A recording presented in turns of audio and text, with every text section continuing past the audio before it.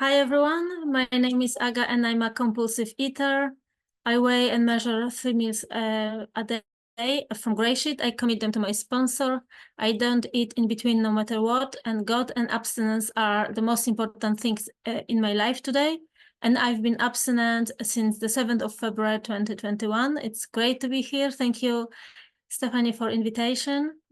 Like I can say, like many of us, I too was born a compulsive eater, but my addiction was quiet for a long time. It was a kind of sleeping.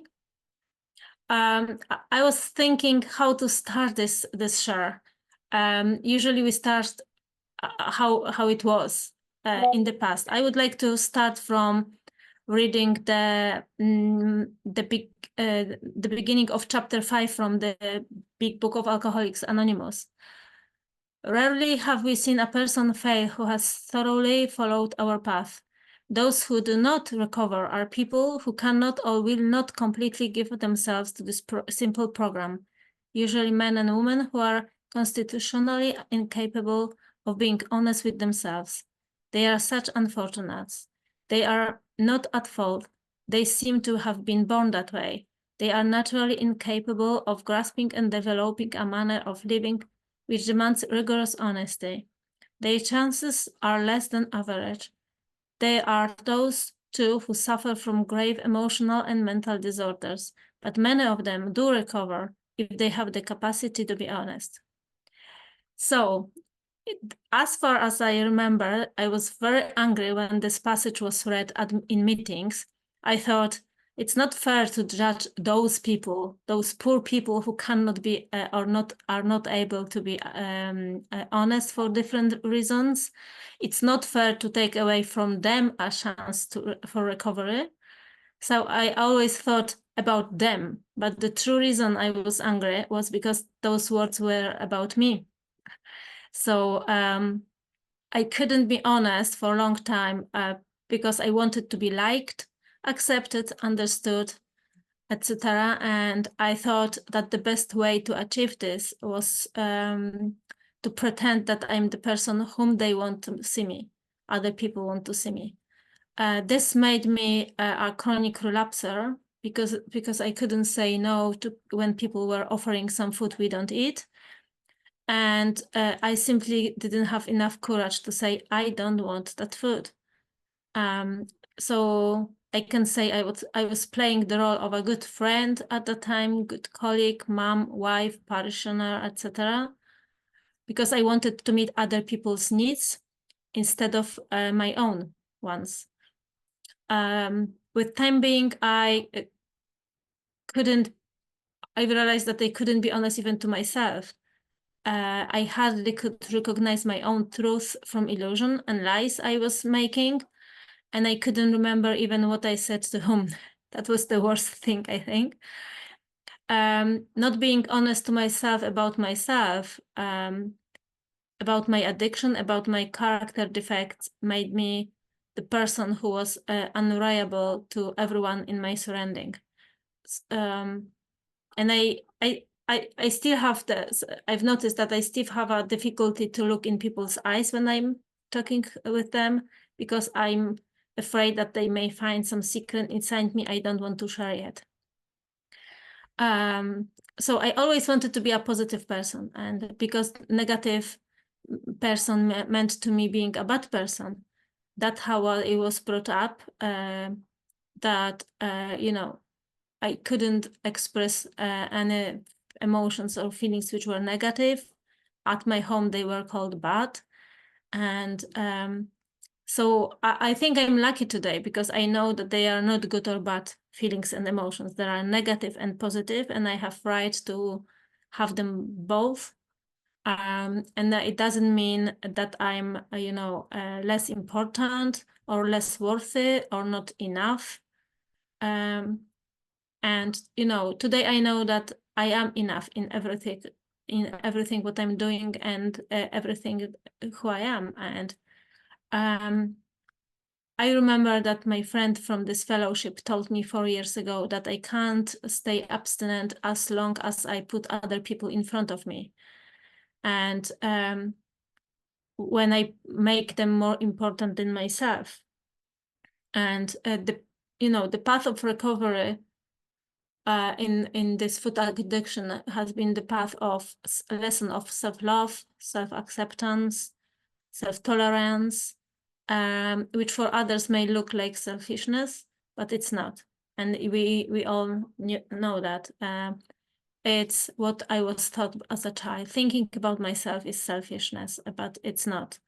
And it's bad, but it's not. And this is not my truth anymore. And you've probably heard that many times, that when people say that we are as sick as our secrets. And I agree with that, because secrets are like poison, which kills me from inside. And this is like kind of invisible enemy. Honesty comes to, I was on the convention over last weekend, and we were talking about honesty. That's why I share about this today, and it's very related to my food addiction.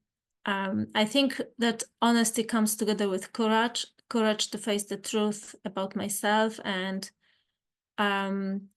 also courage not to worry about how other people see me. My food sponsor often tells me, what other people say or think about you is not your business. And that was a big revelation to me. And it's always when she says so, she always says that in a proper time, even if I've heard it plenty times. But you know what? It's progress. It's not perfection. And to become free of others' opinion, I had to do baby steps. It didn't happen overnight. And, I've been always trying to imagine the worst scenario when I have to meet with other people, do something which is just leaving my comfort zone experience. And, those baby steps helped me to become more courageous, self-confident, assertive, and I really like it. I started enjoying my life, liking myself, loving myself, and this is where I always want to be, when I want to stay. I don't want to go back to my addiction, but I want to remember my worst time to help others. And I still remember times when I was beating up myself for every failure. I also wasn't able to accept compliments when I did something well. So for me, rigorous honesty towards myself and others, it's also when I accept compliments instead of showing a false humility, and this is my experience, that being rigorously honest means to me being courageous and humble. And that's something quite new, which I discovered it's a recent discovery. Today, my addiction it's still not sleeping, but it's whispering lies to my ears. And every time, for example, when I drop a piece of food, or I don't have enough ingredients which I committed, and I would like to use a tiny bit of something else, that illness tells me, you are so experienced in recovery. You don't have to tell anyone. You can manage yourself. Nobody sees you. I know it's a siren song. I don't want to listen to it. And because I know that this illness wants to isolate me from other people. And when it catches me in a dark corner, I'm done. I know I'm done. And I become powerless over my compulsive eating again. And I've learned that if I'm honest in small things, I can be reliable in big things. And so that's why it's so important to me. So every time when I speak with my sponsee, I try to encourage them not to be afraid of me. Whatever happens, it's can be forgiven.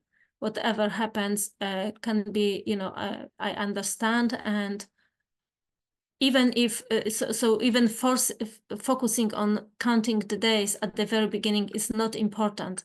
It's important to practice until I'm ready to start counting days, and those lessons won't be worse. They don't start, even if they have to reset their days, it's not starting from the beginning, it's starting from the experience. 5 minutes left, Aga. 5 minutes. Thank you, Beth. Those wise words are not mine. I found them somewhere on the internet about this starting from experience. So, my